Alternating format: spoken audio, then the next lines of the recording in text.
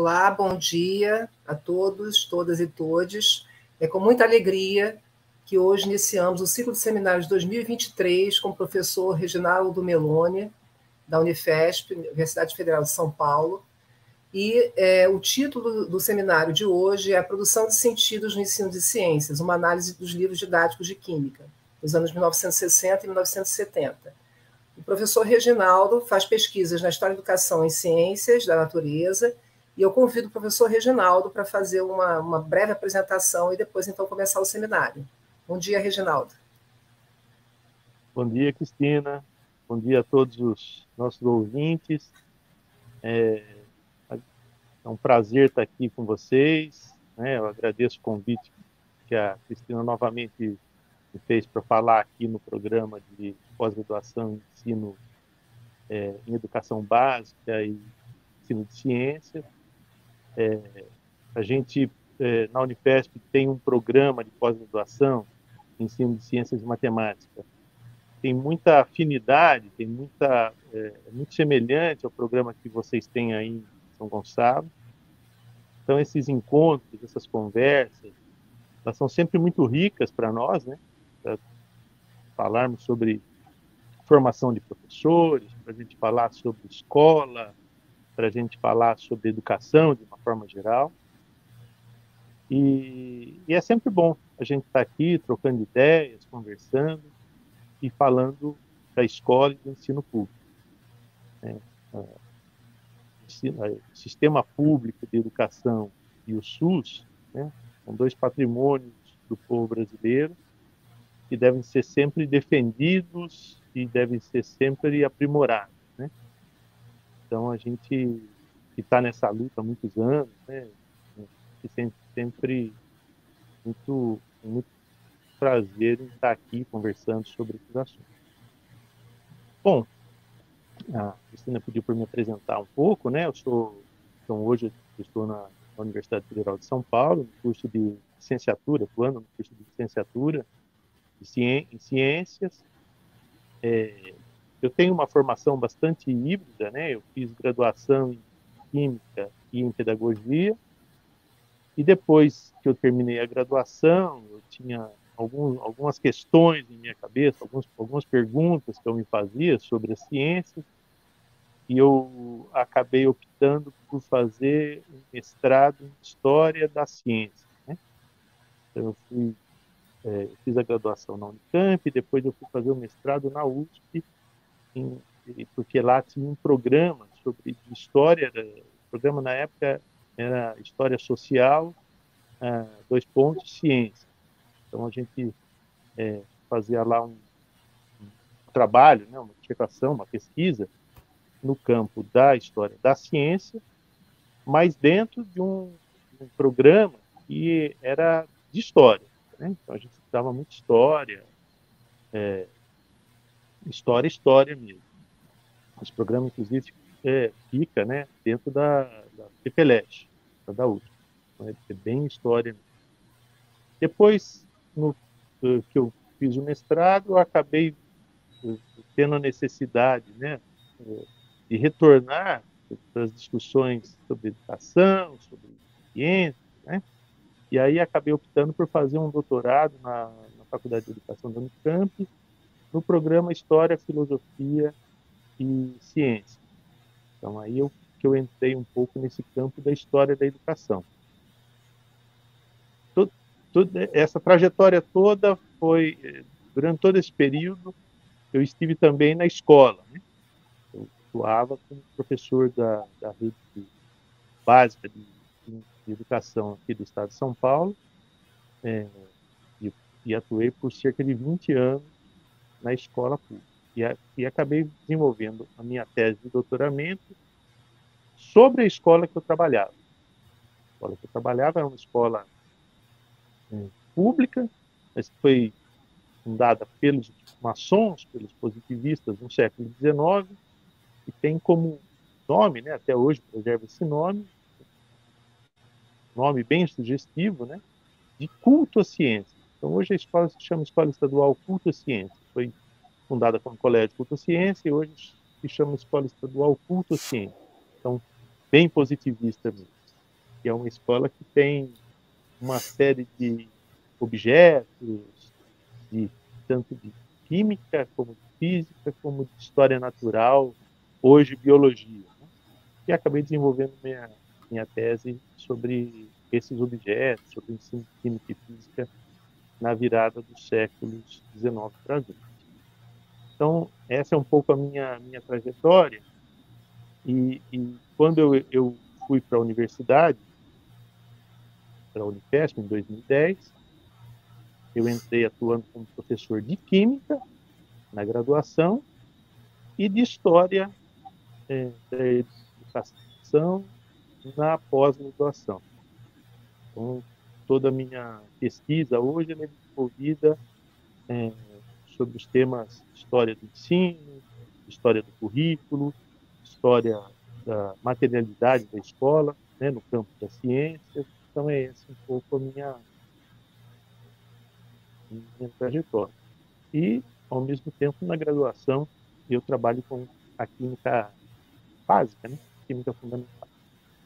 Então, é um pouco essa a minha história, a minha trajetória, e por isso que eu me sinto bastante à vontade de estar aqui conversando com você.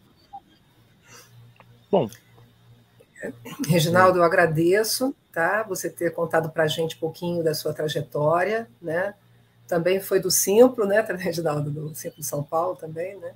Então, e eu acho que a tua trajetória pode inspirar muitos dos nossos estudantes, né, no sentido das pesquisas, né, do professor da escola, né, que tem uma carreira profissional também relacionada à pesquisa, no ensino de ciências ou na história do ensino de ciências como você, tá?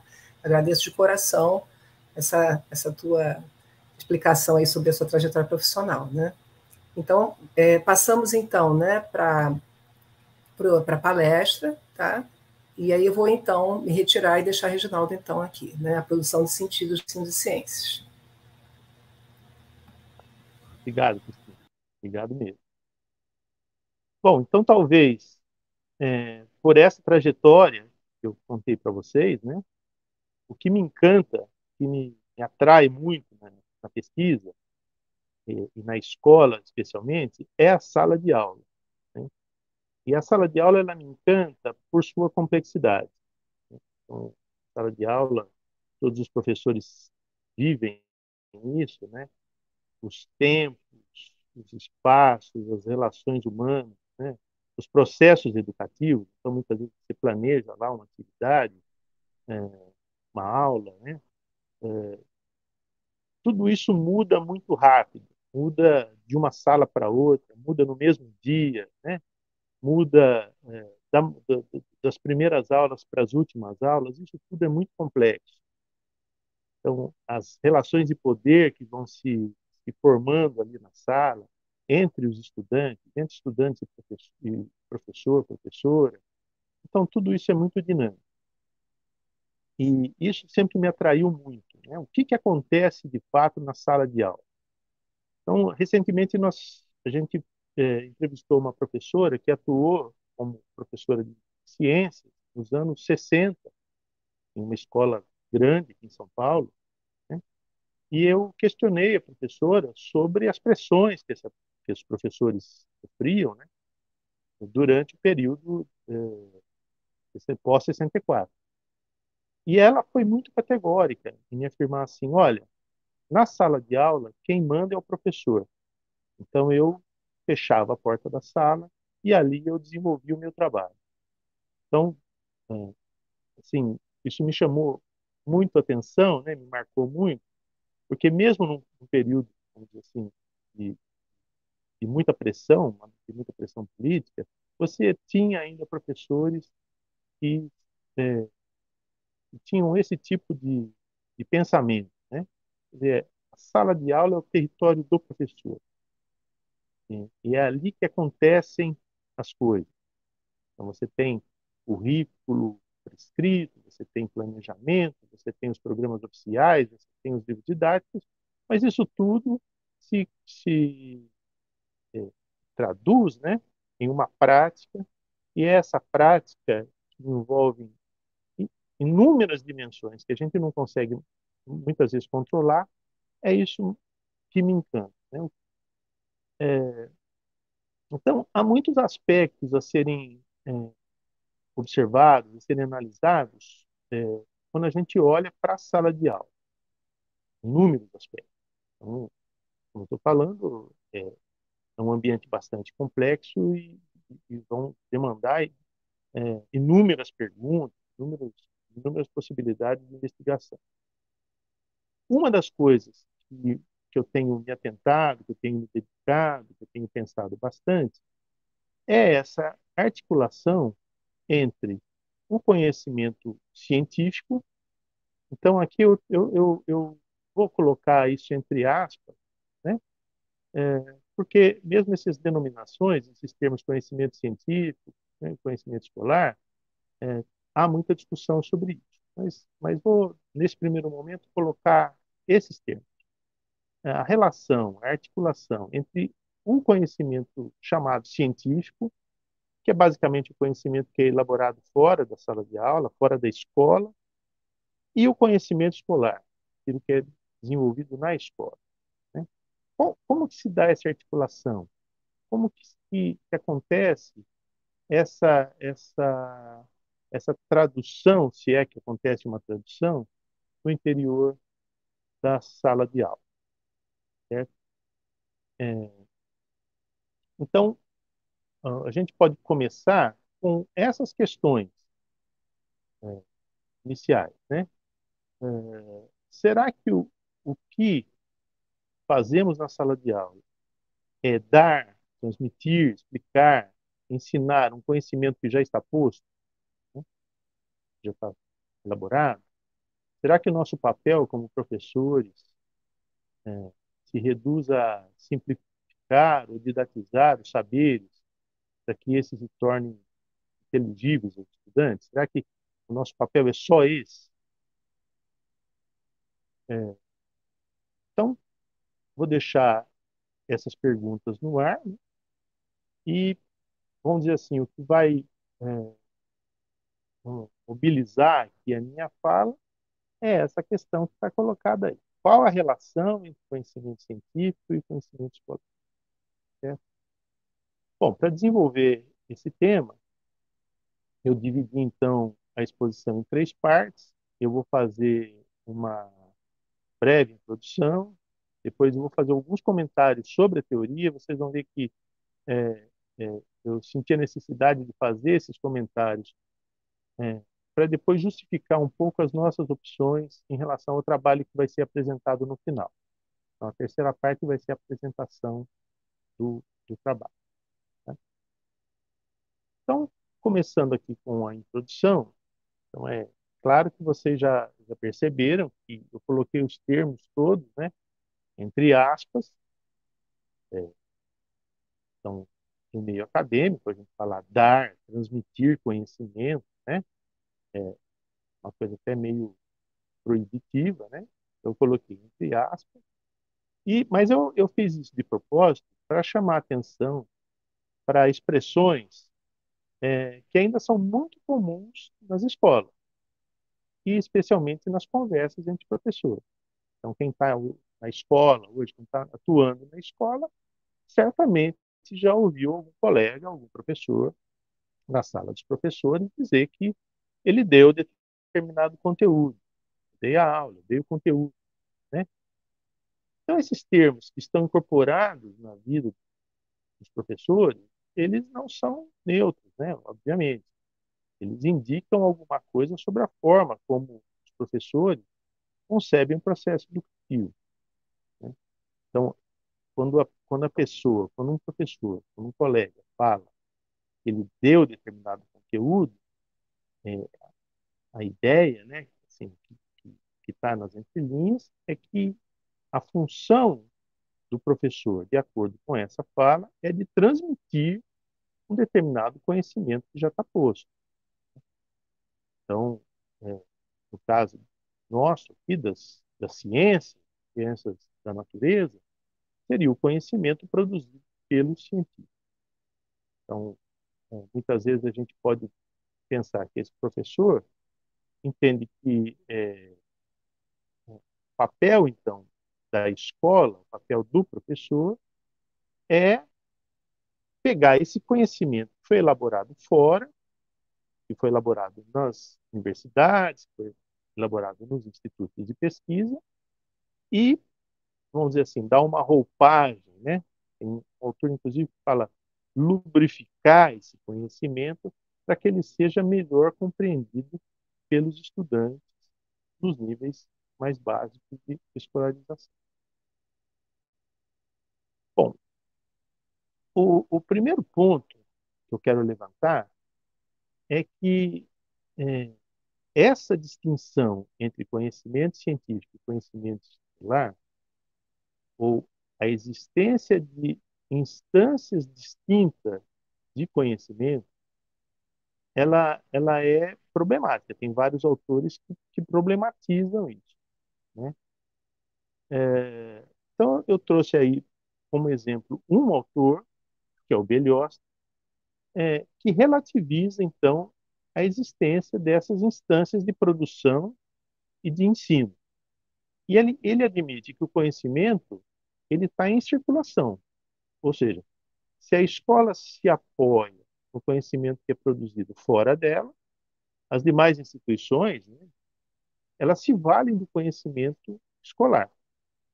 Então, eu trouxe essa fala deles, trecho desse artigo, para dar a palavra para o Beliosti, né, para que a gente não interprete de forma equivocada. O que aparece como regra geral é que os conhecimentos recompostos no universo escolar, com objetivos didáticos, são chamados a sair e a circular por toda parte, e que chegam, às vezes, a ser reintegrados nas próprias ciências instituídas pela comunidade científica que os produziu. Então, é, por por esse trecho, a gente percebe como ele relativiza, né, esses espaços de conhecimento e pega e concebe, né, considera o conhecimento como algo que está em circulação. Então, esse é um ponto. Mas a gente tem também autores, tem vários autores, que admitem a existência de instâncias distintas de conhecimento. Tá? A instância de produção e a instância do ensino. É, e por conseguinte, né, que vão problematizar essa relação entre o conhecimento científico, que é produzido pelos especialistas, cientistas, e os saberes curriculares. E isso é problematizado, é analisado, é teorizado em relação a vários aspectos. Então, tem autores que falam sobre as relações de poder, que definem as permanências ou as mudanças do currículo, as práticas profissionais que determinam certas tradições, os contextos socioculturais, os saberes docentes, concebendo essa dimensão como uma coisa bastante ampla, né? E por aí vai. Inúmeras possibilidades de problematizar essa relação. Bom, o nosso interesse de pesquisa, e isso depois eu vou apresentar no trabalho que a gente fez, ele é entender como são construídos os conceitos, né? Como são construídos os conteúdos conceituais dentro da escola.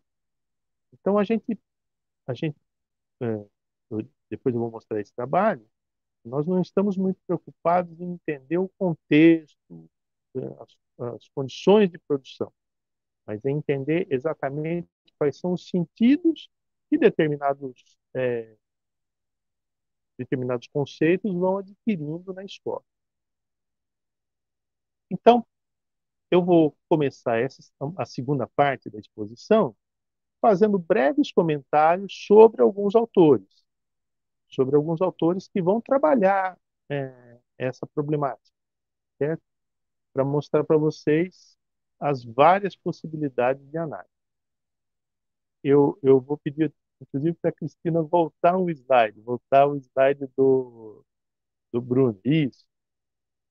Então, vou começar falando lá dos anos 50, né? Pós-guerra. Então, das figuras mais influentes no sentido de problematizar o currículo de ciências foi esse psicólogo estadunidense chamado Jerome Bruner. Então, ele atuou nos 50, nos 60, né? E no final dos anos 50, eles realizaram uma conferência com grandes nomes da ciência, inclusive gente que já tinha sido laureada com o prêmio Nobel, para discutir exatamente essa questão, né? Como melhorar o ensino de ciências nos Estados Unidos, especialmente, mas também nos países de influência dos Estados Unidos. Bom, para a gente não se alongar muito, o contexto de elaboração dessas ideias, dessa conferência, ele pode ser bem percebido, sim, no filme Oppenheimer. Então, quem já assistiu vai entender o que eu estou falando. Quem não assistiu ainda, eu recomendo que assista. Embora o filme tenha algumas falhas do ponto de vista histórico, mas vamos dizer assim, em termos de clima, como que o problema se apresenta, né? No filme Oppenheimer fica muito clara a preocupação que os norte-americanos tinham naquele momento com o avanço da industrialização e da educação que era desenvolvida na União Soviética. Então, o filme é muito claro em relação a isso. Então, começa com uma questão que era voltada lá aos nazistas, a preocupação de que os nazistas desenvolvessem a bomba atômica, mas isso se desenvolve depois para uma preocupação muito mais voltada lá para a União Soviética. Então, nesse aspecto, o filme relata bem um pouco o clima daquele período. E quais foram as conclusões que eles chegaram? Bom, são inúmeras conclusões, isso está inclusive em livros publicados em português, né? Eu peguei aí é, 2 pontos só para a gente ter uma ideia inicial.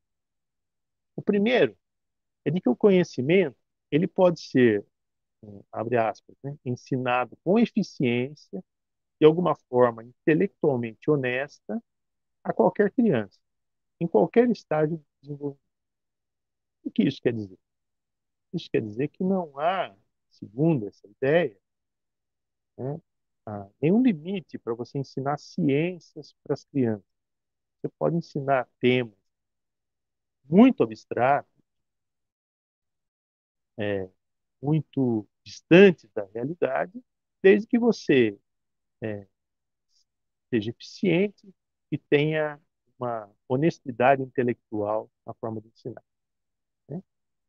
Para isso, você tem que desenvolver nos estudantes um interesse, certo? Tem que desenvolver, então, essa chamada atitude em relação à aprendizagem. Então, por isso, nesse trabalho, eles propuseram que os estudantes desenvolvessem nas escolas os passos, né, que eram desenvolvidos pelos cientistas nos laboratórios de pesquisa. Então, é, quando a gente vai olhar para a literatura, a gente vai encontrar essa metodologia com o nome de descoberta, o método da descoberta ou o método da redescoberta, porque a ideia era justamente esse. Os estudantes nas escolas redescobrissem aquilo que os cientistas já tinham descoberto. Bom, o sentido, então, desse método, dessa, dessa, dessas expressões usadas por Bruno, é claramente o de que o ensino ele é motivado pela transmissão de conhecimento. Então, o ensinado, aí na frase dele, é quase um sinônimo de transmitido, né? Então, esse é um pouco a ideia. A ideia de que você, para ensinar ciências, você tem que pegar o conhecimento pronto e transmitir de uma forma intelectualmente honesta, motivando os estudantes a se interessar por esses temas. Então, a gente observa nessa teoria uma relação bastante mecânica entre a produção e o ensino do conhecimento científico, certo? Bom, isso foi desenvolvido lá nos anos 50, início dos anos 60. De lá para cá, essa teoria foi exaustivamente criticada, né, na academia, em inúmeros trabalhos, certo? É, inclusive porque o estudante não enxerga, ele pode até fazer o mesmo experimento, primeiro que não consegue fazer o mesmo experimento que o cientista, mas mesmo que ele fizesse, ele não consegue enxergar a mesma coisa que o cientista enxerga, né? O olhar, ele é muito orientado pela teoria que as pessoas têm na cabeça, pelos conhecimentos que elas têm na cabeça. Então, esse método, ele não, na prática, ele tem muitos problemas, né? Tem muitos limites. Mas essa ideia de transmissão de conhecimento, ela perdura até os dias de hoje. Então, a gente encontra ainda muito forte isso nas práticas que são desenvolvidas na escola hoje, né? Então, essa ideia, essa teoria, ela teve um impacto grande na educação e continua tendo, mesmo depois de ah, anos, muitos anos, algumas décadas, em que nós, do campo do ensino, discutimos outras metodologias, né? É, outras possibilidades de ensino, certo? Então, isso é uma coisa para marcar. Bom, durante os anos 70, foram aparecendo outras teorizações. Também, é, uma segunda teorização importante, que aparece com força na nossa área, é essa que é desenvolvida pelo, uh, pelo Chevalat. O Chevalat tem a famosa teoria da transposição didática, uh, acho que é o próximo isso. E nessa teoria da transposição didática, que é bastante conhecida, eu vou falar bem rápido, se propõe que parte do conhecimento que é elaborado pelos especialistas, que é chamado de saber sábio pelos Chevalat, então uma parte é escolhido para ser ensinado, né? Saber para ser ensinado vai ser chamado de saber a ser ensinado e posteriormente efetivamente ensinado. Então, saber sábio se transforma em saber a ser ensinado e saber a ser ensinado se transforma no saber ensinado. Então, esse saber ensinado, a última parte, seria um pouco o que a gente interessaria mais em entender. Como que é ensinado? São os sentidos que se dão na sala de aula, né? Dentro, vamos dizer, no fim da linha do processo. Existe lá um processo de escolha, existe um processo de produção, existe um processo de escolha, mas como que isso é ensinado mesmo na sala de aula? Só que o Chevalier não desenvolve esse ponto na sua teoria. Mas, vamos dizer assim, ele coloca como algo que acontece, né? E algo para a gente ficar atento. Uma outra teoria, que está no próximo slide, ela é desenvolvida por um pensador, por Bernstein, que vai se concentrar no discurso pedagógico. Então, a gente já está começando a ver como que é, a pedagogia e a educação, é, qual é a relação da pedagogia com o discurso que é realizado na escola, na sala de aula.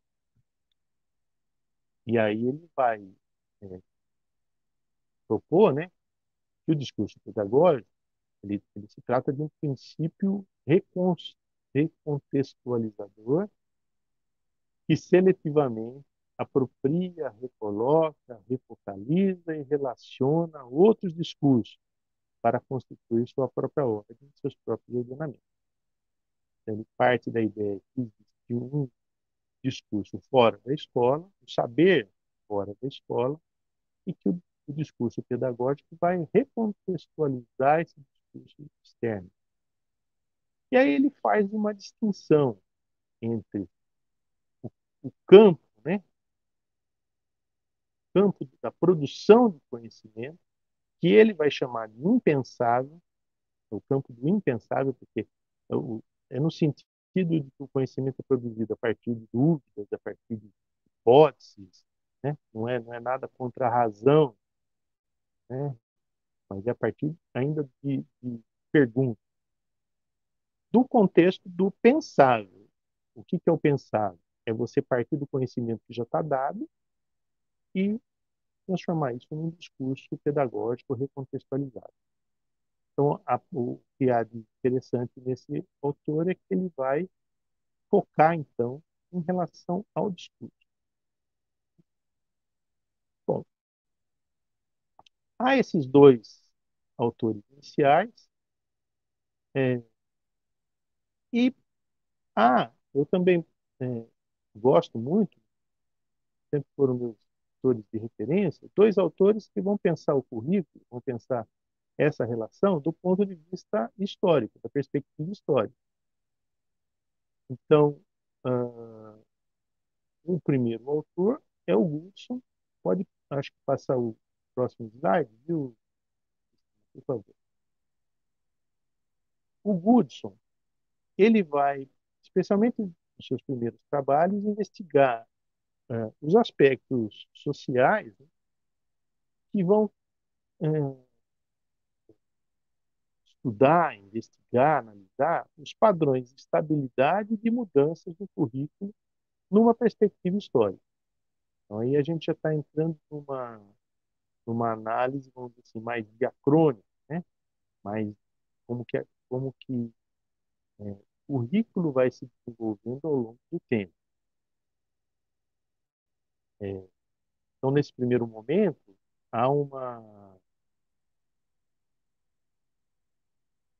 há um foco, né? Um pouco mais nos aspectos mais sociais das escolhas que são feitas para constituir determinadas disciplinas, para criar padrões de estabilidade na disciplina, e para isso ele vai é, propor, né, analisar qual que é o papel das comunidades disciplinares na formação da disciplina escolar.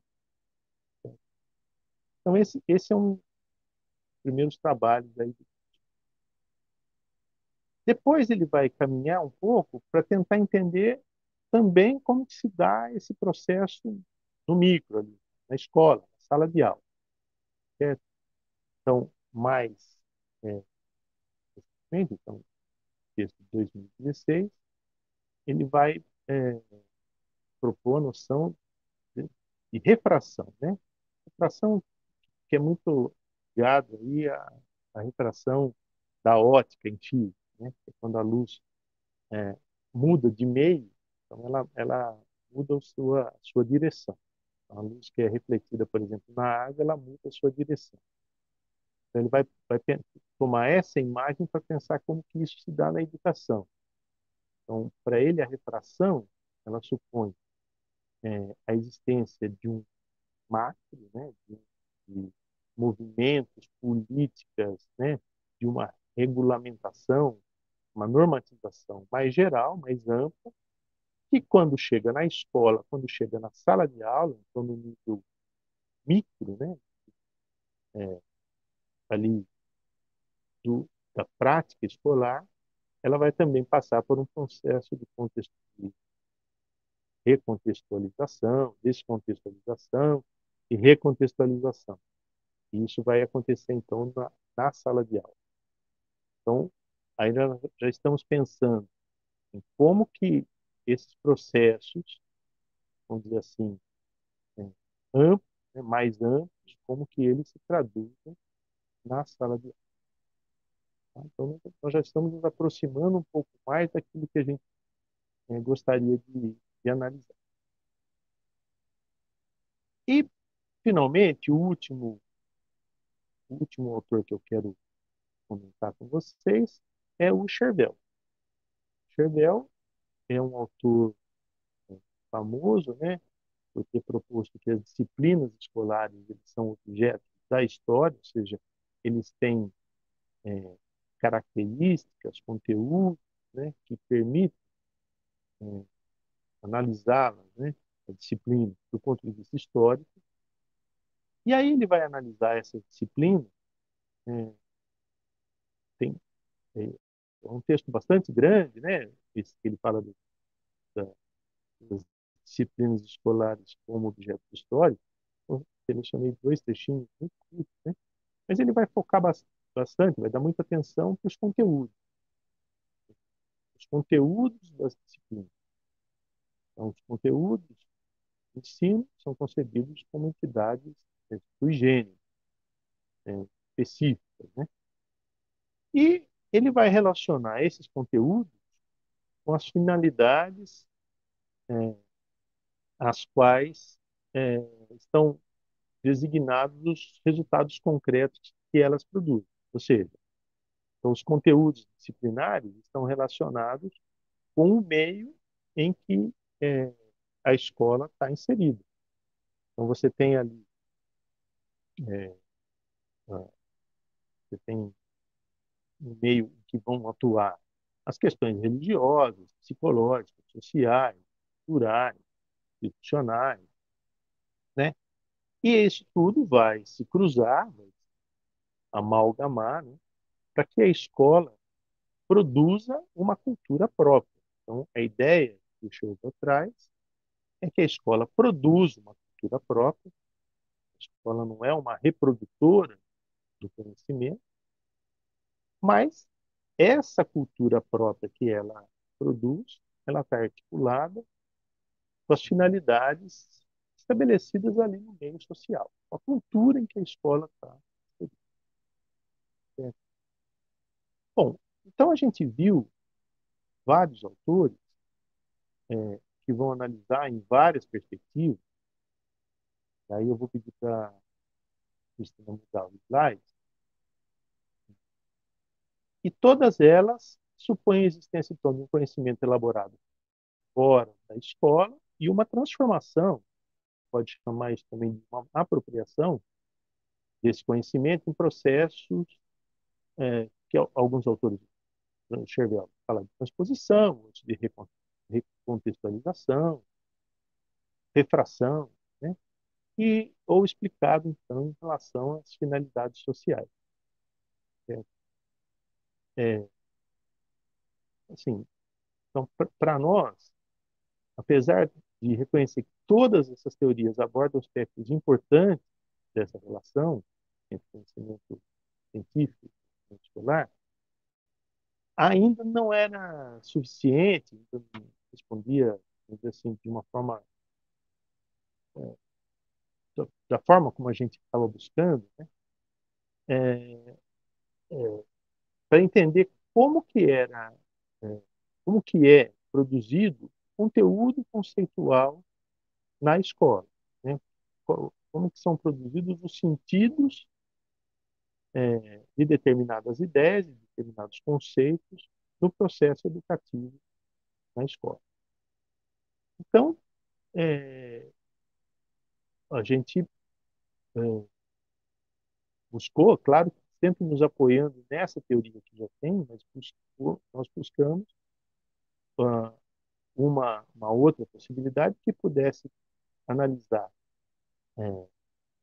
esse processo de desenvolvimento de determinados conteúdos, então uma análise diacrônica, uma análise histórica, né, do ponto de vista do discurso. Então, como que o discurso vai se transformando, como que o discurso vai se constituindo na escola em relação a determinados temas.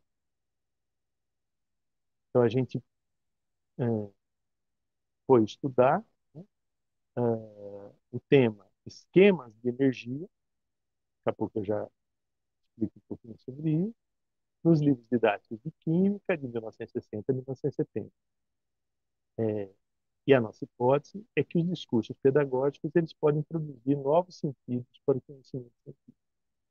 E a gente foi, nós nos apoiamos, né, para fazer esse estudo em algumas noções propostas pelo Foucault, né, principalmente na sua primeira fase, lá na sua fase arqueológica. Então, o Foucault ele não tem uma teoria, ele não tem, né, uma teoria da história de Foucault. Não existe isso.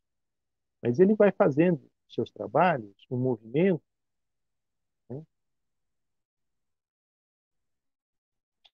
é possível a gente entender um pouco como que ele produz a história.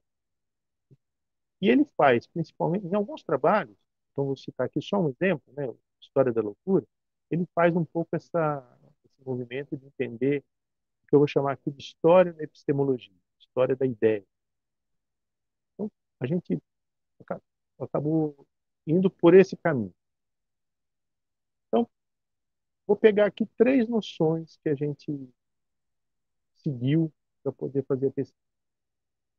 Primeiro, o Foucault, ele constrói uma interpretação, né, da história que se distancia dessa história linear, dessa história que é explicada através do contexto, né, dessa história acumulativa. Né. Então, Foucault olha muito para o que está escrito, para o texto, da forma como ele está. A gente achou isso interessante porque a nossa investigação pretendia olhar justamente isso, compreender a história da construção do saber escolar nesse tema, né? Esquema de energia, ou história da objetivação dos saberes escolares. Então a gente queria olhar como que esse tema aparece no livro didático, sem se preocupar muito com o contexto que justifica essa forma de apresentar o tema, mas olhar especificamente para a forma como está no livro. O segundo ponto, que está no próximo slide, é pensar é, é, como, é, como Foucault propõe, né, que as coisas elas não acontecem de uma forma determinada, de uma forma fixa. Né? Então, elas podem acontecer de formas diferentes. É, então, Foucault vai dizer, o que se encontra no começo histórico das coisas é a discórdia entre as coisas, é o disparar. No nosso caso, então, estou dizendo que isso sirva para tudo, tá? Pensando no nosso objeto de pesquisa, no nosso interesse. Então, o foco da análise não era uma caracterização de erros, desvios. A gente não estava procurando fazer a história do esquema de energia. A gente está querendo saber, fazer a história, ou verificar como que se deu o discurso pedagógico. Então, como que o discurso pedagógico é, foi realizado efetivamente e que sentidos que ele promoveu efetivamente. Então, a nossa preocupação não era verificar se está certo ou se está errado aquilo. A gente nem estava trabalhando com essa categoria, certo e errado no discurso pedagógico. E o terceiro ponto do, que a gente é que, para fazer essa análise, a gente foi procurar marcas, né, no texto. Marcas que o Foucault chama de sutis, singulares, subindividuais. Então, são pequenas marcas, muitas vezes sutis, que vão indicando como que o texto pode mudar o seu sentido, pode mudar a sua proposta. Então, a partir um pouco dessas noções gerais que a gente buscou nos trabalhos do Foucault, é que a gente foi fazer essa investigação nos livros didáticos. Então, é, no próximo, pode passar o slide. Esse trabalho que eu vou apresentar, então é agora a terceira e última parte aqui da exposição, ele ele está publicado, acho que os estudantes da pós já receberam um artigo, né? Os outros ouvintes depois podem buscar, se tiverem interesse, ou me pedir, sei lá, ou que eu envio. Ele foi produzido por mim e pelo professor André Amaral Gonçalves Bianco, que também é da Unifesp, trabalho em parceria com o professor Bianco. e ele foi publicado, então, na revista Debate em Ensino de Química 2022. Então, ele vai analisar, né, pode passar o slide, ele vai analisar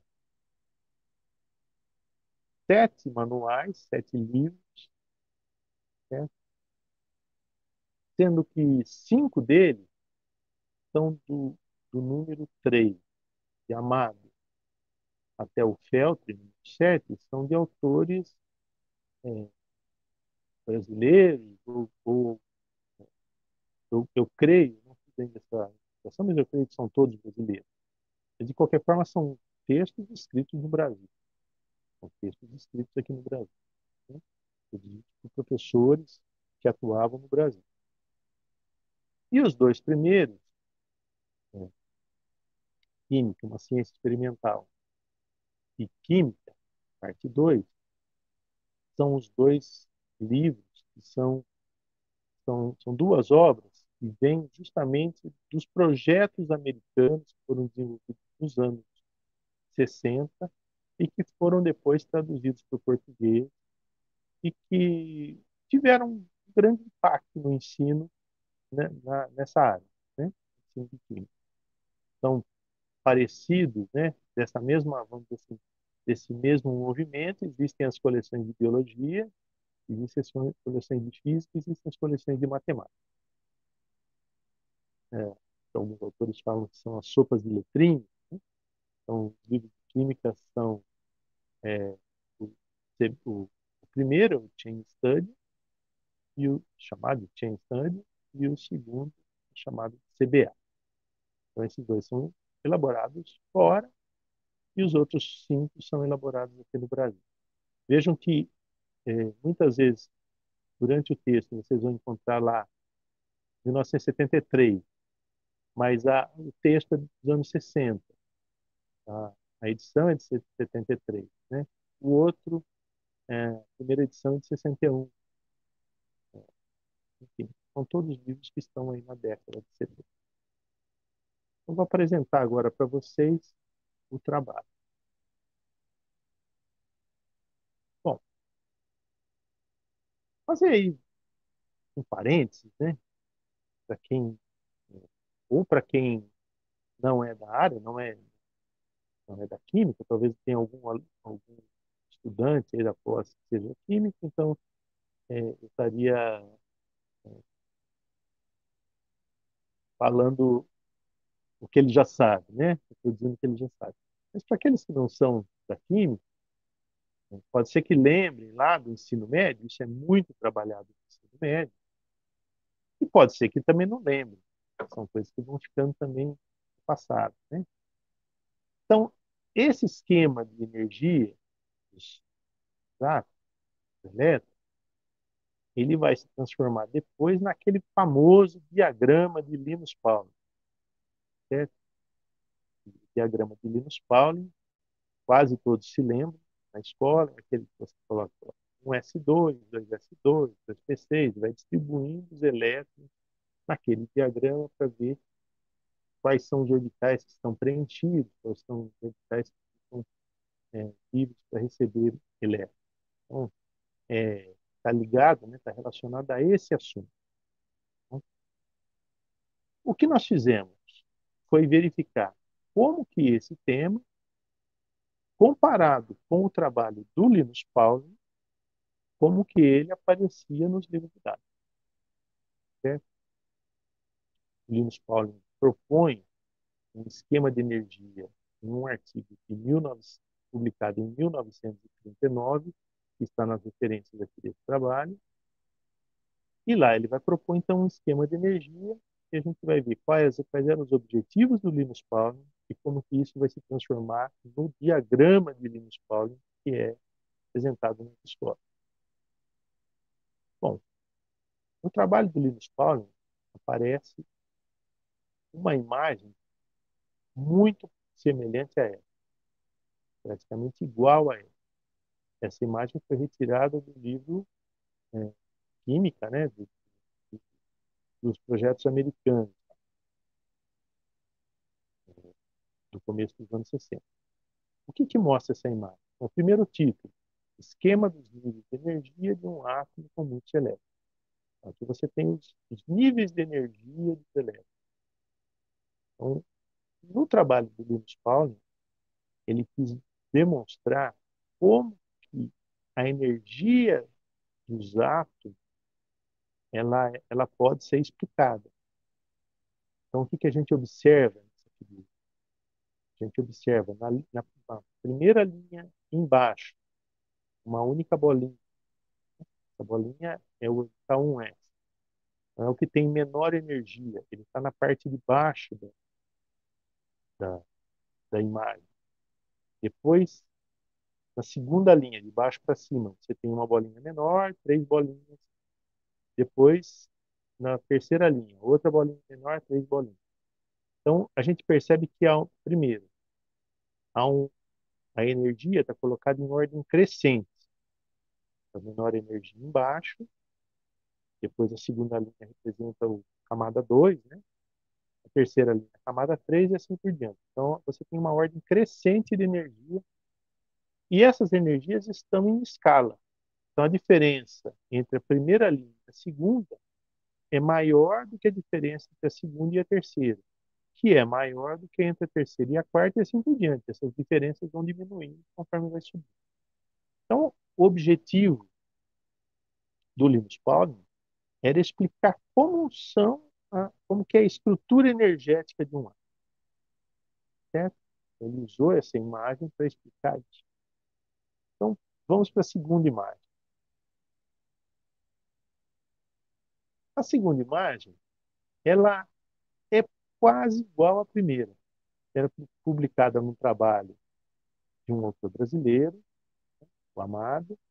Ele mantém basicamente as mesmas características. A única coisa é que ele vai colocar do lado direito as os elementos químicos que vão servir de exemplos a esses níveis de energia. Então, a gente vê de baixo para cima hélio, neônio, argônio, plutônio, xenônio, radônio, os gases nobres, né? É, mas, basicamente, é igual. A gente tem energia de baixo para cima, né? Crescendo de baixo para cima, em escala. Cada orbital é representado por uma bolinha vazada. E aí, do lado das bolinhas vazadas, tem mais alguma informação que na primeira imagem não tinha, mas digamos que basicamente é igual à primeira imagem. Aí vamos para a terceira imagem. Na terceira imagem, vejam, não, é na anterior, é na imagem anterior, isso. Nessa terceira imagem, a gente já percebe uma mudança importante. Aliás, uma não, a gente já percebe algumas mudanças importantes. Primeiro, os orbitais já não são mais bolinhas, eles já são quadradinhos. E por que que isso é importante? Porque o quadradinho vai ser associado depois nos textos dos livros a casinhas, a espaços. Alguns autores chegam a falar em casinhas de ponto, a caixinhas. Então, quando você fala em casinhas, caixinhas, é, é mais fácil você representar isso por um quadradinho. Mas isso ainda poderia ser uma coisa menor, né? É uma sutileza, mas é uma coisa menor. Mas vejam que já não tem mais as escalas de energia. Então, aquela preocupação inicial de demonstrar como são as escalas de energia dos átomos, aqui você já não tem mais. Continua sendo em ordem crescente, de 1s, 2s, 2p, 3s, por baixo para cima vai um crescente de energia, mas já não tem mais as escalas. A distância entre uma, um nível e outro já é igual. Então já há aí uma mudança em relação ao objetivo anterior do municipal. Aí vamos para a quarta imagem. Isso. Vejam como já muda significativamente, né? A forma de de demonstrar, de apresentar os níveis de energia. Então, você já tem níveis de energia que são, bom, volta um pouco, mais ou menos, né? A escala, do nível 1 para o nível 2 tem um espaço maior, do nível 2 para o nível 3 menor, depois eles ficam mais ou menos iguais. Então, tem volta a escala, mas ela não é o mais importante. E os níveis de energia vão sendo colocados em, em formato de uma escada, como se você estivesse subindo uma escada, como se todas as bolinhas, todos os orbitais estivessem ligados de alguma forma com essa escada. Então, imagine vocês, hum, como que como que você pode um jovem, né, ensino médio, que imagem que ele vai fazer da estrutura energética do átomo a partir dessa imagem que é mostrada na visibilidade. Então, se na primeira imagem você tinha a preocupação de mostrar diferentes níveis de energia, é uma explicação mais teórica, aqui você já tem uma, uma outra forma de demonstrar, de objetivizar esse, esses orbitais, ou esses níveis de energia. E vejam que pela primeira vez, né, aparece o nome diagrama. Então, de esquema de energia, aparece o título do livro didático de diagrama das camadas e subcamadas de elétrons no ar. Então, aquilo que era algo para representar um determinado nível energético do átomo, passa a ser um diagrama, né, que vai ter, daqui a pouco a gente vai entender, vai ter uma outra finalidade. Então, vamos agora para a imagem 5. Na imagem 5, vejam que eu acabei não chamando de atenção, mas a gente está indo. Agora nós estamos no livro dos anos 68, tá? Então, até, o anterior era de 68, os outros eram de 67 e os outros eram do início da década. Agora a gente está, é algo que está num desenvolvimento temporal também. Então, isso já aparece no livro do Safiotti, como diagrama de energia. E aqui a gente tem uma mudança radical na proposta. Por quê? Vejam que aqui o orbital de menor energia, o orbital 1s, ele foi jogado para cima. Então ele já não é mais aquele orbital que, do ponto de vista magético, de representação, ele está embaixo, com menor nível de energia. Ele vai para cima. Ora, se ele está em cima, né, a função dessa imagem já não é mais de explicar o átomo, como que é o átomo, quais são os níveis energéticos do átomo. Você vem de cima para baixo, um S, camada 1, camada 2, camada 3, 4, 5, 6, 7. Né? Então aqui a imagem ela já ganha um outro sentido, já ganha uma outra dimensão. Esse livro de Sapioti é um livro mais importante no ensino de química, né, da época. E finalmente, a última imagem, que é a imagem que vai aparecer nos livros, de Ricardo Feld e Setsuya Yoshinaga, que por mais de 40 anos foram campeões de venda, de influência dentro do ensino de química. Nesse livro, os autores falam explicitamente, com todas as letras, o diagrama é, proposto por Linus Pauling é esse.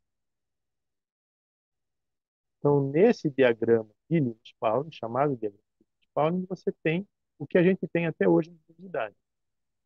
As camadas, a camada de energia de menor energia de cima e vai crescendo de cima para baixo. Você não tem nenhuma escala de energia entre elas e ela vai servir basicamente como um instrumento para você fazer distribuição de elétrons nas camadas. Então você hoje usa esse diagrama não mais para explicar como que é o átomo, a estrutura energética do átomo, mas para fazer a distribuição de elétrons nas camadas. Então, os exercícios que tem no ensino de química hoje é o átomo de sódio tem 11 elétrons. Então, faça a distribuição eletrônica dos 11 elétrons. Você leva um S2, 2S2, 2P6, 3S1. É isso que vai acontecer, né? Então, muitas vezes o estudante está fazendo essa distribuição sem ter qualquer ideia, qualquer noção, qualquer imagem de como que é a estrutura energética de um átomo. Bom, então caminhamos aqui para as considerações finais. Vamos extrapolar o tempo. O que a gente faz, as conclusões que a gente chegar? Primeiro que há um distanciamento enorme entre o, o texto do Linus Pauling, os objetivos, finalidades propostas pelo Linus Pauling, no ano 39, e aquilo que os livros didáticos foram construindo a partir desse, desse, dessa proposta de Paulo. Há uma distância abissal. É, a nossa interpretação é que esses sentidos eles não podem ser associados a erros ou a desvios do que foi proposto pelo Paulo. Porque, rigorosamente falando, não há erro. Não há erro. Se você pegar o diagrama, chamado diagrama de Linus-Pauling, que tem a distribuição de elétrons, não tem nada de errado. Então não há erro, né? Mas ele promove um sentido muito diferente daquele que foi produzido pelo Paulo. É, uma outra interpretação, uma outra discutível, né? Mas, enfim, é algo que a gente ainda está pensando, é que essas mudanças, elas não são, dificilmente são explicadas por processos estruturados, do tipo do Chevalar, por exemplo. Você escolheu determinados saberes, esses saberes foram ensinados de uma determinada forma. Não, aqui houve um processo de mudança de sentido mesmo. Nem, não houve nenhum processo de recontextualização. Houve uma produção de um conhecimento novo, um sentido novo para esse conhecimento, de uma outra forma de uso, de finalidade para esse conhecimento, que não está nem certo nem errado, mas é diferente do que era originalmente. Ah, pode passar? Bom, e a última consideração, essa ainda como hipótese, é que ah, esses autores brasileiros, eles eram todos, ou quase todos, isso é algo que a gente ainda precisa investigar, professores de sala de aula, né? Então, ah, a hipótese que a gente tem em mente é que essas formas de apresentar o conteúdo, essas formas de criar significados para o conteúdo, elas podem ter sido produzidas, elaboradas, a partir das suas práticas em sala de aula, a partir daquilo que os professores vão sentindo como necessidade na forma de explicar os seus conteúdos. Isso é algo que, claro, ainda precisa ser investigado, né? Mas e talvez não só nos anos 60, né, mas isso é algo que a gente pode investigar em qualquer período, mas aqui também fica como, vamos dizer assim, uma linha, né, de investigação que pode ser aplicada para outros temas, para outros períodos, para outras em outras circunstâncias. Então, vou pedir para a Cristina passar as referências. Então, as referências do trabalho, então tem aqui alguns textos teóricos, tem o texto do Paulo em que a gente se baseou, e o último slide é um agradecimento aí pela paciência de terem me ouvido, pelo interesse pelo tema, e eu agradeço mesmo a coração a oportunidade que a Cristina possibilita da gente estar aqui conversando, discutindo e expondo ideias, ouvindo críticas, perguntas, e aí eu estou à disposição de vocês para a gente conversar sobre isso. Muito obrigado.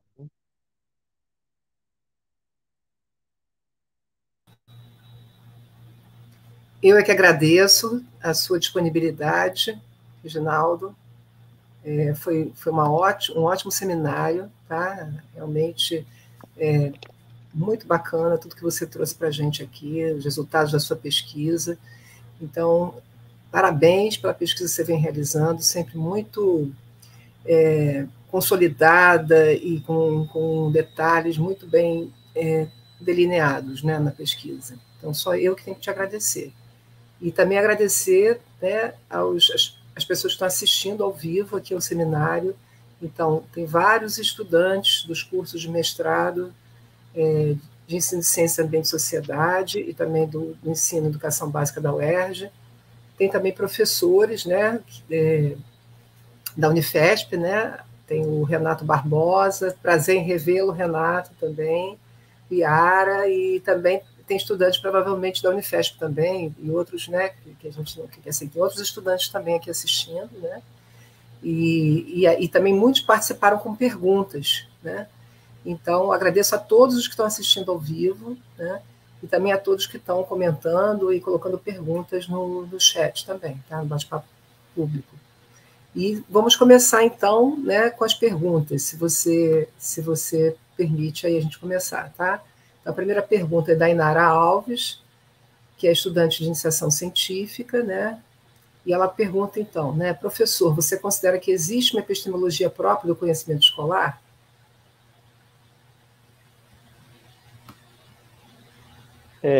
Você quer que eu vá respondendo pergunta a pergunta ou quer fazer pergunta a pergunta? Como você prefere? São várias perguntas. Aí Pode também a ser. Maria Gabriela Maione também está presente, nos assistindo ao vivo. Uma grande honra, né? Nossa colega aqui, tá, Gabriela? Gabriela é professora da Universidade de Buenos Aires e pesquisadora do CONICET, então, muito prazer aqui em tê-la conosco, tá? E peço desculpas também se eu esqueci alguém, tá? Bom, primeiro aproveitar para mandar um abraço para esses colegas que estão ouvindo, a Gabriela, o Renato, acho que é Iara, né? Ou Iara? Iara, Iara. o Iara. Mandar um abraço para os colegas, né? Para todos os ouvintes, especialmente para os colegas que estão aí acompanhando. A pergunta da Inara, uma pergunta bastante profunda, bastante difícil de responder. Eu diria, Inara, que esse é um ponto que tá em aberto. Se você perguntar a minha opinião, eu diria para você que sim, eu acho que tem uma epistemologia própria. Agora, até onde eu sei também, né? Eu estou falando dentro do campo que eu conheço. Eu acho que ainda faltam muitos estudos para, vamos dizer assim, avançar em relação a essa possibilidade, a essa hipótese. Então, isso que a gente fez, eu acho que caminha um pouco nesse sentido. Demonstrar um pouco essa especificidade. Mas a gente, eu acho que são difíceis os trabalhos que avaliam a prática escolar. E, nesse caso, a gente está falando de livro didático. Existem vários trabalhos sobre livro didático. Isso não é tão difícil. mas sobre a prática, sobre o conhecimento que é desenvolvido na escola. São poucos trabalhos que tratam especificamente sobre isso. Então, eu acho que a gente ainda está em processo de constituição, assim, de um problema de pesquisa, ainda precisamos acumular mais dados, mais resultados, mas colocando em nível de opinião, diria que sim. Eu aposto um pouco nessa possibilidade. Obrigada, Reginaldo. Passamos então para a segunda pergunta do Vitor, que é estudante do curso de mestrado do EPGES, de Ensino de Ciência, Bem e Sociedade. Então, os livros didáticos estudados, nos livros didáticos estudados, o discurso pedagógico e a construção desse currículo de ensino de ciências pode ser entendido como produzido através de rupturas nos últimos anos, e ele cita Bachelard, tá? Eu tô com um pouco de dificuldade. Posso repetir? Tá, porque só para explicar para os ouvintes, eu estou acompanhando pelo celular, e aí o texto fica extremamente pequeno. Eu vou reler, então. Nos livros didáticos estudados, o discurso pedagógico e a construção desse currículo de ensino de ciências pode ser entendido, com base em Bachelard, como produzido através de rupturas nos últimos anos?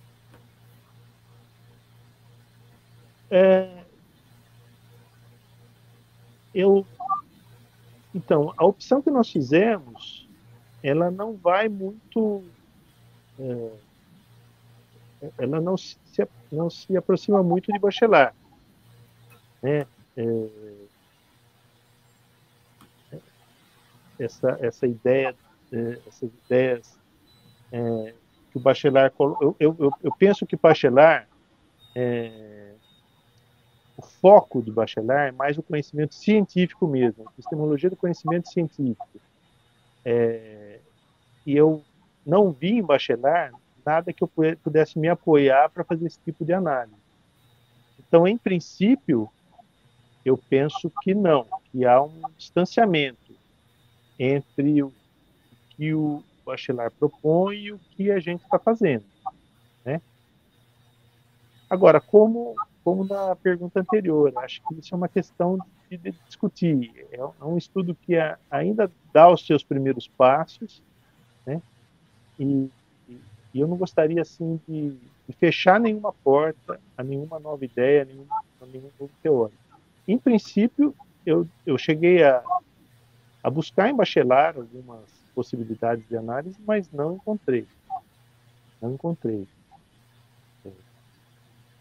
Para mim, Bachelard ainda está muito voltado a essa ideia de que o conhecimento como que se dá essa passagem do conhecimento científico para o ensino. Então, os limites, os obstáculos epistemológicos, é muito ainda a ideia de que o conhecimento científico é algo que está posto, dado, e você tem que ensinar aquilo, você tem que passar aquilo de uma forma mais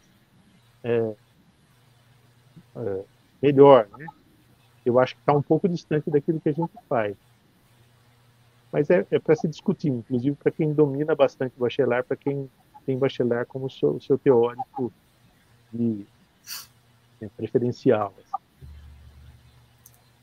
Obrigada, Reginaldo. Então, nós vamos agora para a terceira pergunta, da Manuela Rocha, que também é estudante do programa de São Gonçalo, de Ensino de Ciência, Ambiente e Sociedade. Ela faz um trabalho com o movimento de inovação do ensino. Ela faz um trabalho com o Clube de Ciências, mas, de uma certa forma, está estudando movimentos de inovação do ensino de ciências, né? Então, vou ler a pergunta para você, tá? Achei bem interessante essa comparação e a minha pergunta vai por aí. Por que estudar os conteúdos dos livros entre os anos 1960 e 1970? Qual foi a sua motivação para estudar esse período específico? Bom, Manuela, de cara eu já falo que eu estou interessado no seu trabalho. Né? Então, quando você tiver, não sei em que fase que você está na pesquisa, mas gostaria muito de conhecer o que você está fazendo, os clubes de ciência, esse período da inovação da ciência, é um pouco que a gente tem se dedicado ultimamente. Bom, o interesse por trabalhar os livros didáticos são dois que estão interligados, são dois interesses. Primeiro, que a gente tem pouquíssimos documentos dos anos 50 da segunda metade do século XX que estão sistematizados, organizados para serem analisados. Então, isso é um trabalho que a gente está, inclusive, tentando fazer, mas a gente ainda tem pouquíssimos termos, pouquíssimos documentos sistematizados. Então, por exemplo, esse trabalho que você está fazendo, Clube de Ciência, a gente vê informações, mas você não tem uma série, pelo menos em São Paulo eu não conheço, ainda não conheci, ainda não encontrei uma série de documentos que fale sobre esses temas. E os livros didáticos são mais fáceis, a gente tem acesso, a gente tem eles em série, né? Então, para quem está iniciando, dentro de um período, um determinado problema, é um caminho um pouco mais seguro para ser trilhado. Então, um pouco pela praticidade, né? E também porque esses livros, eles trazem, vamos dizer assim, eles trazem as imagens, eles trazem os textos de uma forma mais organizada. Então, era mais fácil da gente analisar. Então, foi essa a motivação. Obrigada, Reginaldo. Então, passamos agora à pergunta da Maiara Souza, que é estudante do curso de graduação de licenciatura em Ciências Biológicas, do IBRAG, e também está fazendo iniciação científica com livros didáticos, tá? Então, a pergunta dela é: gostaria de saber se o senhor notou outros elementos de movimento de inovação de ciência nos livros de química. Ah, sim, claro. Claro. Veja, eu peguei um único tema e nesse único tema nós nos concentramos nas imagens, no discurso imagético. A gente tem um mundo para investigar. Falando em livros de química, se a gente falar de livros de ciências, esse mundo se multiplica por várias vezes. Existem inúmeros problemas que podem ser analisados a partir dos livros de ciências ou de química. As questões experimentais, os textos, né, o texto linguístico, em vários temas distintos. Eu peguei um tema específico, mas as metodologias, enfim, há inúmeros problemas que podem ser investigados. E existem pouquíssimos estudos. Então, você está começando aí a olhar os livros, acho que está começando, pelo que eu entendi, você tem material para trabalhar muitos anos. Com certeza. Obrigada, Reginaldo. Agora, pergunta do Lucas. São duas perguntas e eu vou ler as duas junto, tá? Para facilitar a tua resposta, tá? Então, a primeira está em tela. A imagem como representação. Eu esqueci. O Lucas também é estudante do curso de pós-graduação em ciências da FFP São Gonçalo, tá? Então, a imagem como representação de ideia ou complemento de sentido usados nos livros didáticos se assemelha à forma como os filmes são usados em aulas? E a segunda pergunta: dá para fazer um paralelo entre essas duas formas de representação de conceitos? Eu acho que tem pontos de contato. Acho que são o texto linguístico, a imagem, o vídeo, o áudio, a experimentação, digamos, prática, ou em sala de aula ou em laboratório. Cada uma desses instrumentos, eles vão promover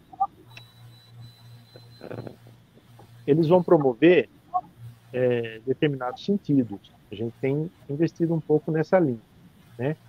Então, eu acho que existem pontos de contato, sem dúvida nenhuma, entre o filme e a imagem. Mas acho que também há distinções, há especificidades, né? Então, só para... Sim, estou pensando alto aqui. mostrei algumas imagens para vocês que, em princípio, assim, algumas parecem ser bem toscas, né? Imagens que hoje, se você for trabalhar com elas em sala de aula, são imagens terríveis, assim. Elas faziam sentido lá nos anos 60. Então, a ideia era analisar naquele período o que foi feito, né? Mas em relação, por exemplo, às novas tecnologias, aos filmes de hoje, há sem dúvida diferenças muito grandes. Não sei, Lucas, se você trabalha, em que período que você trabalha, se tem essa perspectiva histórica ou não. Lembrando que nos anos 60, anos 70, era muito forte, né, essa produção de audiovisual, né, filmes, né, V8, né, na época, aqueles filmes de rolo. Então você tem material enorme também para ser analisado, que até onde eu sei também ainda não foi analisado, para ensino de ciência, né? Materiais produzidos para o ensino de ciência. Muito obrigada, Reginaldo. A próxima pergunta é da Inara Alves. Qual é o papel dos professores nas construções discursivas fora e dentro da escola? Qual o papel dos professores? Veja, a gente trabalha com a ideia de que o professor, até acho que ótima pergunta, né? Porque eu não chamei atenção para esse detalhe. Se o que a gente está falando tem algum sentido, tem algum valor, né? O professor, ele passa a ser um protagonista, né? Não só da aula, da comunicação do conhecimento, mas ele passa a ser o protagonista da produção de um significado. Então, isso aumenta muito a responsabilidade de nós, que trabalhamos com formação de professores, de quem está estudando a formação de professores. Porque, veja, nós estamos falando aqui que a aula, ela não é a comunicação de conteúdo, ela não é a palestra, ela não é o seminário, ela não é aquela aula que ela é apresentada esse seminário, inclusive, vai para o YouTube, não tenho nada contra isso, acho isso ótimo. Mas a aula na escola, ela tem outros papéis, né? Tem outra função, né? A relação professor e aluno cria uma outra forma de formação, uma outra formação. Então, qual que é o papel do professor? É total para mim. Eu acho, inclusive, tenho absoluta convicção sobre isso. O problema da educação, ele está centrado na formação do professor. O professor, sem nenhum recurso, zero recurso, um bom professor dá uma boa aula. Um mau professor, com todos os recursos do mundo, não consegue fazer nada, ou faz coisas muito ruins. Então, o papel do professor na construção desse discurso, para mim, ela é total. Eu não sei se é isso, Inara, o que você perguntou, mas... Reginaldo, você falando agora me lembrou o Nova, né? Nada substitui um bom professor, né? Foi inclusive uma palestra dele, né? Do Centro de São Paulo. Não sei se você assistiu a palestra. Sim, sim. Eu acho que eu tenho essa palestra, inclusive, impressa aqui em casa. Então, obrigada novamente, tá? As contribuições estão ótimas. E a próxima pergunta, então, é de Caio Lamego, que fez o mestrado lá no programa e agora está fazendo doutorado na Fiocruz, mas ele é professor da Rede Estadual do Rio de Janeiro e da FAETEC. Então, ele fez a seguinte pergunta: professor, como as representações visuais dos diagramas de níveis de energia analisadas podem ter influenciado a construção do conceito de níveis de energia pelos estudantes do ensino secundário? Caio, também agradeço pela pergunta, é uma ótima questão. Bom, eu sou fruto desse processo, né? Então, eu iniciei meu primeiro ano de escolaridade foi em 1971. Então, eu cheguei no ensino médio em 79, 80. Eu sou fruto desse processo.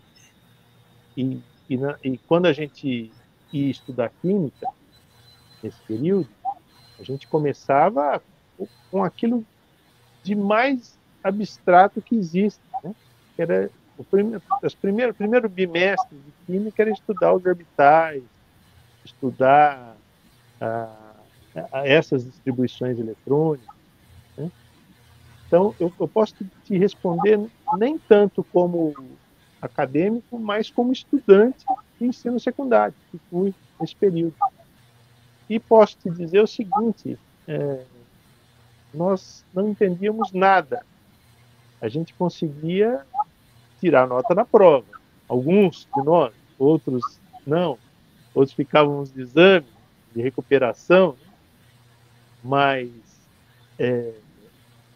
sem saber exatamente, mesmo quando a gente ia bem nas provas, né? Sem saber exatamente o que estava fazendo. A gente podia até ter ilusão de que sabia, mas efetivamente não sabia. Óbvio que não sabia, porque até hoje você pega um especialista no assunto, ele tem dificuldades, existem inúmeras interpretações do que é o átomo, do que é a energia dos elétrons. Como que isso era ensinado dessa forma como eu mostrei, com esses recursos, com essas imagens para os estudantes? Então, a formação, ela, sem dúvida nenhuma, era uma formação mecânica, era uma formação que estava baseada na memorização, na repetição, e só isso. A compreensão dos processos, a compreensão do fenômeno natural passava longe, né? Passava longe. Por sorte, isso foi se transformando ao longo do tempo. Mas a gente ainda tem os ecos desses processos até hoje.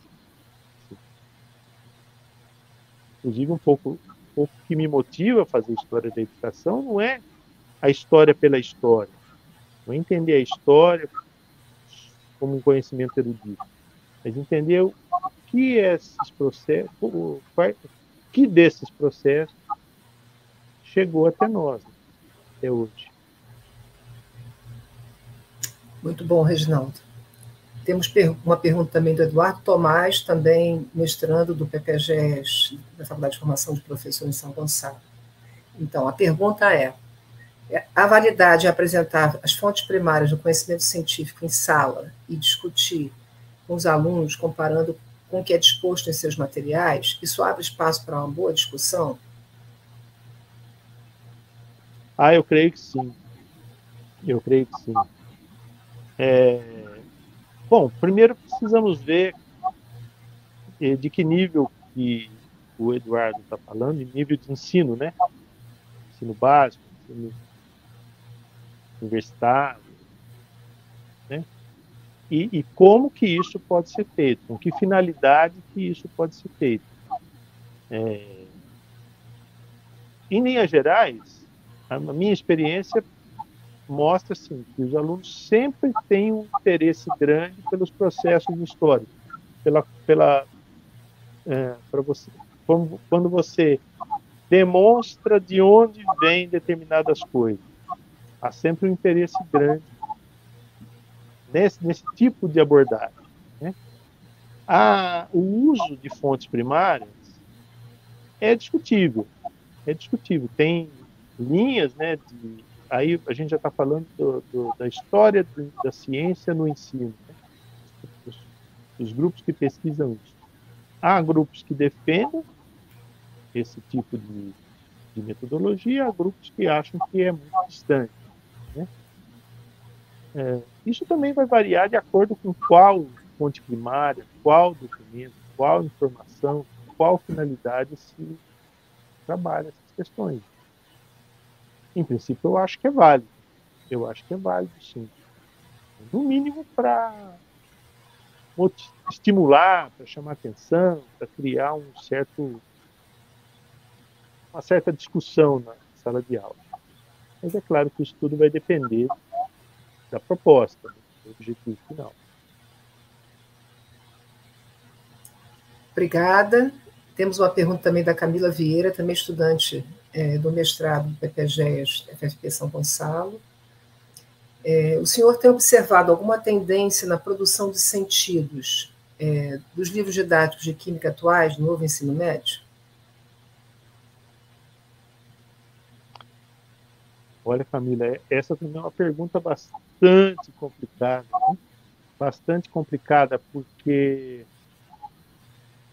quando você fala tendências atuais, a gente estaria falando de 5 ou 6 coleções, né, que são aprovadas aí, em média, no PNLD, todo ciclo, cada coleção com uma proposta um pouco diferente, algumas com uma linguagem, digamos, vou colocar entre aspas, um pouco mais tradicional, outras com uma linguagem um pouco mais inovadora, mas pensar em tendência, que a gente possa pensar assim, uma tendência que explique, ou que seja, que englobe todas essas coleções, todos esses autores, eu não sei te dizer, eu não identifico de cabeça assim, eu não identifico.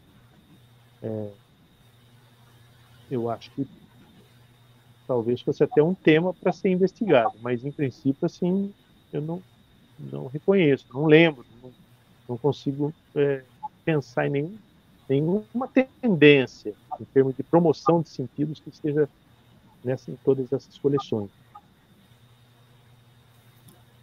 Então, obrigada, Reginaldo. Agora a pergunta da Tayana Braga. Professor, quais aspectos das representações dos diagramas de níveis de energia, dos elétrons, você considerou mais relevantes em sua pesquisa?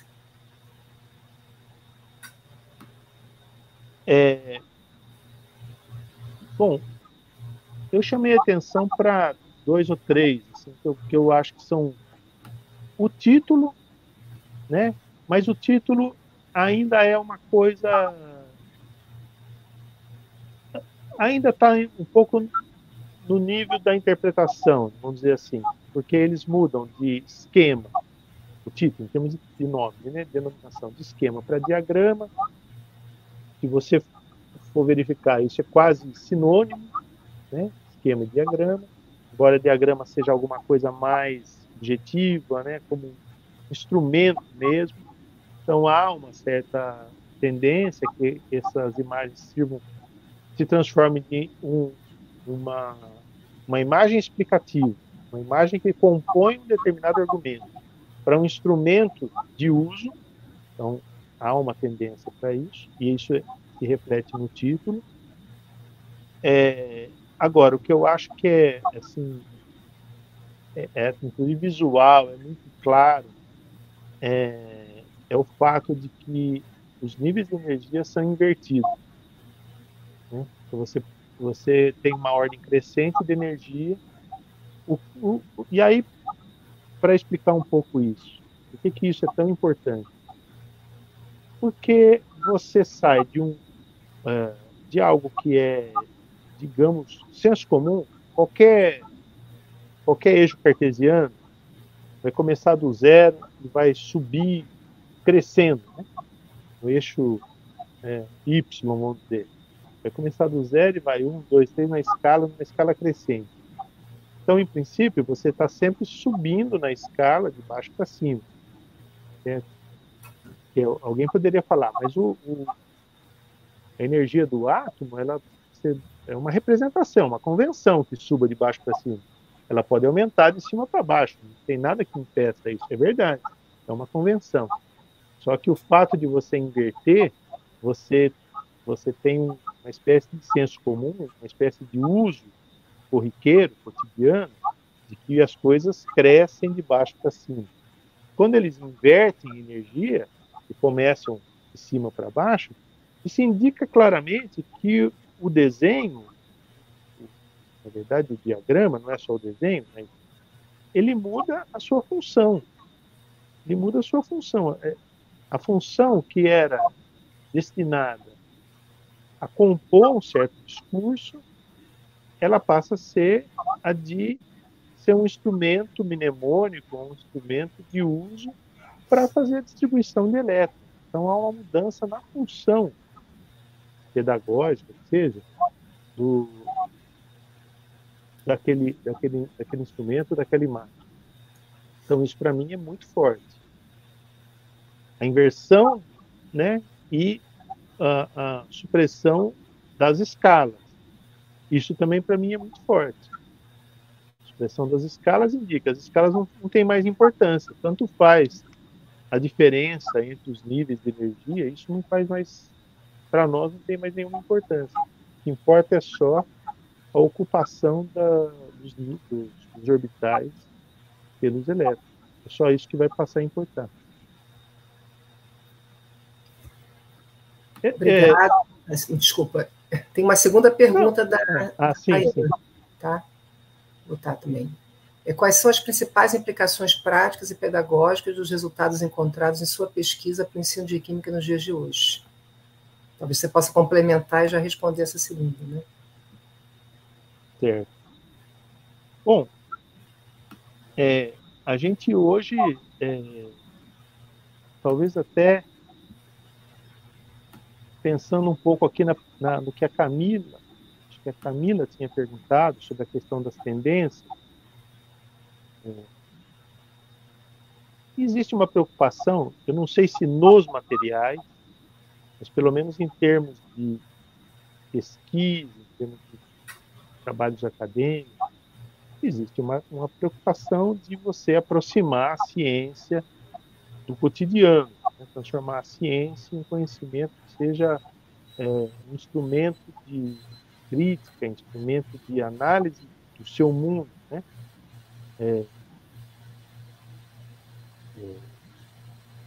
Então,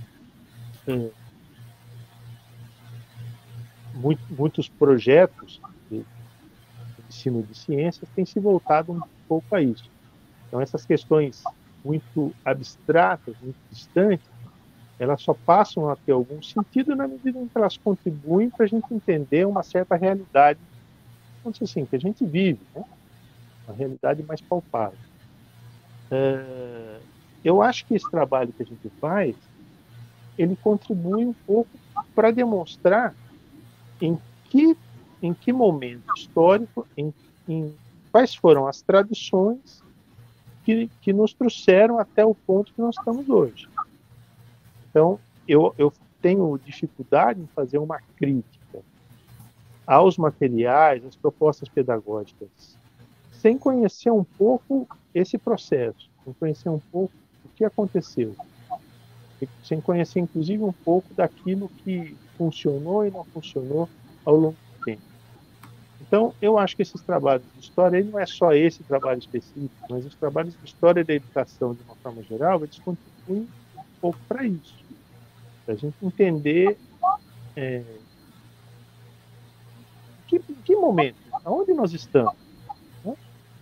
O que eu vejo muito no Brasil é que, como a gente não tem a educação como um projeto de Estado, tem uma educação como um projeto de governo, então cada governo tem o seu próprio projeto, tem suas próprias ideias. Temos desde a coisa mais elementar, que é o material didático, livro didático, até em termos estruturais e tal. Então, muitas vezes você tem, olha, agora, recentemente, nos últimos 25 anos, a gente saiu dos PCNs, depois a gente tem os programas, os currículos. Aqui em São Paulo tem o currículo paulista, não sei como é que é no Rio. Depois a gente vai para o BNCC, o BNCC ficou em discussão, vai, não vai. Aí, no governo passado, tinha as escolas militares, agora as escolas militares está em cena. Então, vejam, mudanças que vão acontecendo a cada 5, 6 anos, né? Sem que a gente sequer tenha um amadurecimento, uma proposta, uma avaliação madura do processo. E esses trabalhos de história de educação, acho que eles contribuem para isso, para contribuir, para ajudar a gente a pensar, avaliar, analisar em que pé que a gente está, que das tradições devem ser mantidas e o que das tradições devem ser descartadas. Então, acho que nesse sentido que o trabalho tem uma contribuição a dar.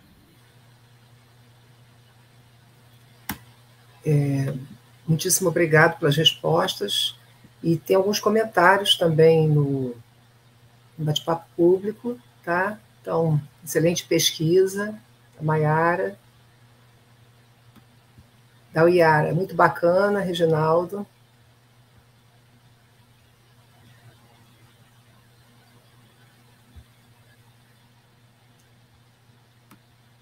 E outros comentários também, tá? De outros pesquisadores e estudantes também, por exemplo. Deixa eu ver se... Maria Gabriela Maione, muito bueno, saludos, tá? Na tela agora. E outras pessoas agradecendo também as respostas, tá? As respostas que você deu aqui às perguntas. Então, Reginaldo, só tenho muitos agradecimentos, né, a você por aceitar o convite de fazer parte desse primeiro seminário do ciclo, né, com suas contribuições, sua experiência profissional. Muito obrigada, tá? E eu vou aproveitar também para falar que o nosso próximo seminário será com a pesquisadora e professora Maria Gabriela Maione, e sobre história da educação, né, em ciências na Argentina, né? Então, depois aí eu faço a divulgação do próximo seminário também. Gostaria, então, de pedir ao Reginaldo, né, para finalizar aqui a apresentação com seus comentários. Bom, eu só tenho a agradecer, assim, nossa, fiquei admirado de ver o interesse, as várias perguntas que apareceram, perguntas muito interessantes. Para todo pesquisador, né, é importante falar sobre o que está fazendo, ouvir as críticas, ouvir sugestões, ouvir perguntas, né? Eu lembro de um seminário que aí presencial, aí no Rio, com a Cristina, né? Saíram discussões ali que eu levei depois, por muito tempo, nossa, são perguntas, são questões sobre o trabalho, são críticas que foram apresentadas que me levaram a pensar em muitas questões.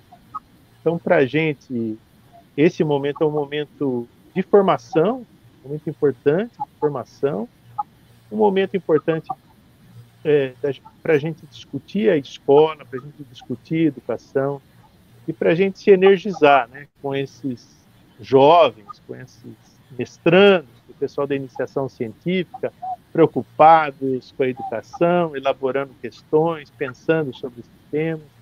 Isso, para nós, é sempre uma motivação muito grande, muito boa. Então, agradeço de coração, Cristina. Você sabe que nós estamos juntos, né?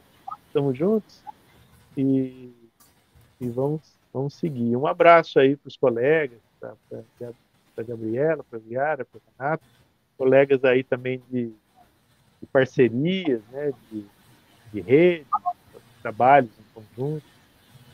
Vamos em frente. Muito obrigado.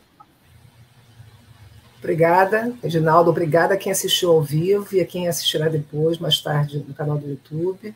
Então, com isso, nós finalizamos o primeiro seminário e esperamos vocês também nos próximos seminários do ciclo.